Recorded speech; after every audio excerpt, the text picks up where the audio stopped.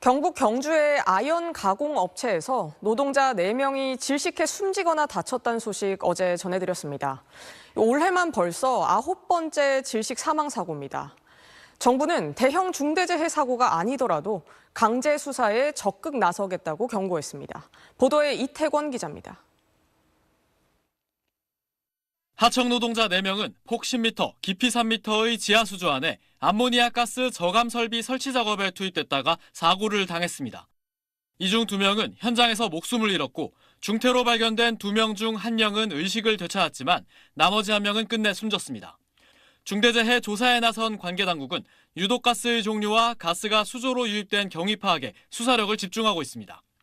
사고 2주 전 사고가 발생한 수조에서 페인트 칠 작업이 있었는데 사고 직전까지 줄곧 밀폐된 상태였던 걸로 파악됐습니다. 관계당국은 수조 근처 설비에서 허용 농도 이상의 일산화탄소와 암모니아를 검출했습니다. 다시 역산을 해서 추정해야 되는 게 전 맞고요. 그래서 그 원인 물질 지금 원인 조사 중이라고 보시면 됩니다. 밀폐 공간 작업 도중 발생한 중대재해는 올 들어 벌써 9번째입니다. 최근 5년 동안 39건에 이릅니다. 질식 사고가 잇따르자 김영훈 고용노동부 장관은 어제 급히 현장을 찾아 사고 수습을 지휘했습니다. 또 작업 중지와 함께 특별 근로감독을 지시했습니다. 오늘은 긴급 브리핑을 통해 사상자 수가 많은 대형 중대재해가 아니더라도 강제 수사로 엄정 대처하겠다고 경고했습니다. 안전수칙을 준수하지 않거나 같은 유형의 사고가 반복적으로 발생하는 경우에는 압수수색, 구속 등 강제 수사를 적극 활용할 방침입니다. 수사기관이 철저히 수사해 형사적 제재는 물론 행정적, 재정적 제재를 통해 강력하게 책임을 묻겠다고 강조했습니다. SBS 이태권입니다.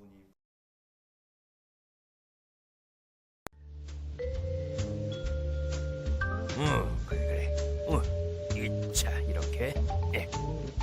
아휴. 이봐, 뭉소리. 맨홀에서의 배관 보수 작업은 특히 신경 써서 꼼꼼히 해야 해. 여러분, 오늘 무슨 일 때문에 안전교실에 오셨는지 아세요? 요새는 별 문제 없이 작업해 왔는걸. 그럼 우리가 요즘 얼마나 안전에 관심이 많은데.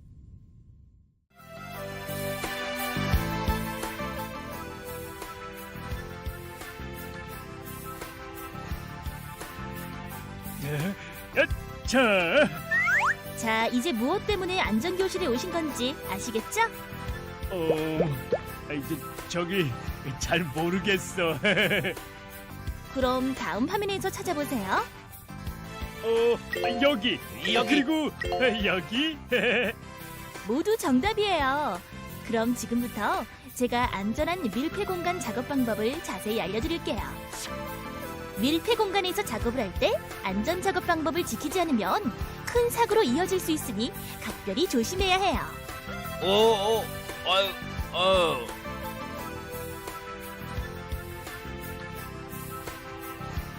위험 요소가 많은 밀폐 공간 장소는 보시는 것처럼 다양합니다.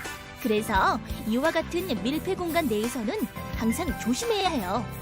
맨홀에서의 작업과 저장 탱크, 반응기 작업 시에는 산소 결핍과 유해가스 중독으로 인한 질식사고 발생 위험이 높습니다. 또한 오폐수 처리 시설과 기계실 작업 시에도 질식사고 위험이 있죠. 때문에 이러한 작업 시에는 밀폐 공간에서의 안전한 작업을 위한 특별 안전 보건 교육을 실시해야 해요. 작업 장소 출입 전 산소 및 유해가스 농도를 반드시 측정해야 하고요. 산소 결핍은 공기 중의 산소 농도가 18% 미만인 상태를 말해요. 밀폐 공간 내 산소량의 변화에 따라 인체에 미치는 영향은 다음과 같습니다. 따라서 작업 시작 전에는 물론 작업 중에도 주기적으로 계속 측정해야 하며 작업장 내에는 외부의 신선한 공기가 계속 유입될 수 있도록 환기팬을 설치해야 합니다. 그리고 작업 장소의 조건이 폭발이나 산화 등으로 환기를 할 수 없는 경우에는 송기 마스크 등의 호흡용 보호구를 지급하여 착용토록 해야 합니다.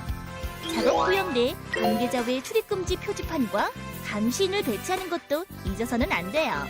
또한 이러한 밀폐 공간 작업은 반드시 밀폐 공간 보건 작업 프로그램 및 안전 작업 허가 제도를 도입하여 위험 요소에 대한 예방 대책을 수립 후 작업하여야 합니다.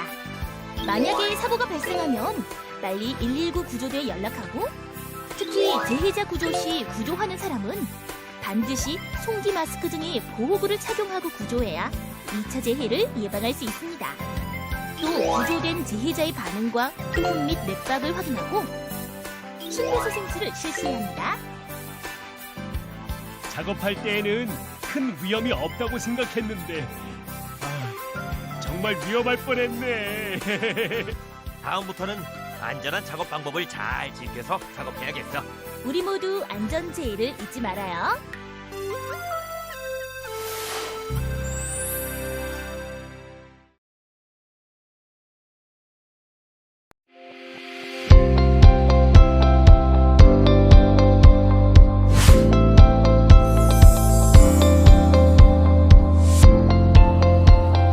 안녕하세요. 가슴편한 내과 이경진 원장입니다. 여러분, 날씨가 추워지면 뉴스에서도 그렇고 여기저기서 심장질환에 대한 이야기를 많이 하지 않나요? 오늘은 추운 날씨에 많이 발생하는 심장질환을 어떻게 예방할지에 대한 이야기를 해볼까 합니다.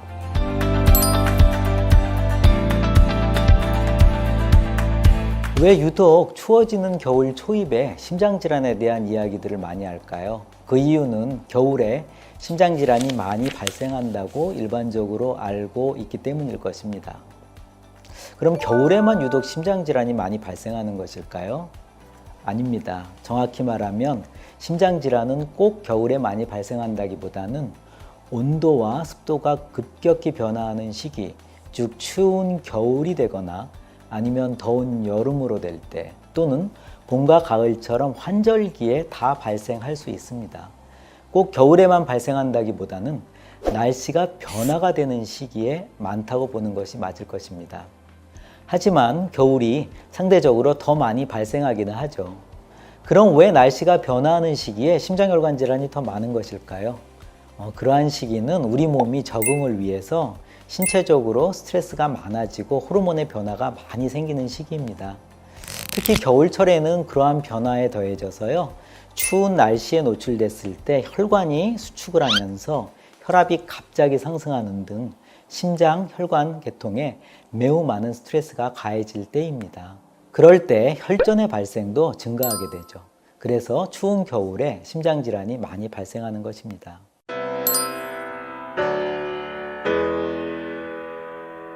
그러면 이러한 추운 겨울에 심장질환을 예방하려면 어떻게 해야 할까요? 우선 겨울에는 새벽이나 아침 운동은 피하는 것이 좋습니다. 이 시간대는 겨울이 아니더라도요, 일반적으로 심근경색 등의 심장질환이 많이 발생하는 시간인데요. 그 이유는 아침에 우리 몸이 잠에서 깨어나기 위해서 각성이 필요하고, 그때 여러 스트레스 호르몬의 분비로 인해서 혈압과 맥박이 상승하고, 또한 그 혈액 내에서 혈전이 잘 생기는 상태가 되기 때문입니다. 만약 아침 일찍 운동을 하게 된다면 기상 후에 실내에서 이렇게 스트레칭도 좀 하고 워밍업도 하시면서 몸이 밖의 날씨에 적응할 수 있게 시간적 여유를 한 30분 이상은 가지셔야 되고요. 마찬가지로 꼭 아침이 아니더라도 겨울철 외출 시에는요, 급격히 찬 날씨에 노출되지 않도록 보온 등의 신경을 많이 쓰셔야 합니다. 또한 평소 만성질환, 즉 고혈압, 당뇨, 고지혈증, 그러한 질환들이 있던 분들, 그리고 협심증, 심근경색으로 치료받고 있는 분들은 평소 복용하던 약을 더욱더 철저히 드시고 생활습관을 좋게 유지하기 위해서 노력하셔야 합니다.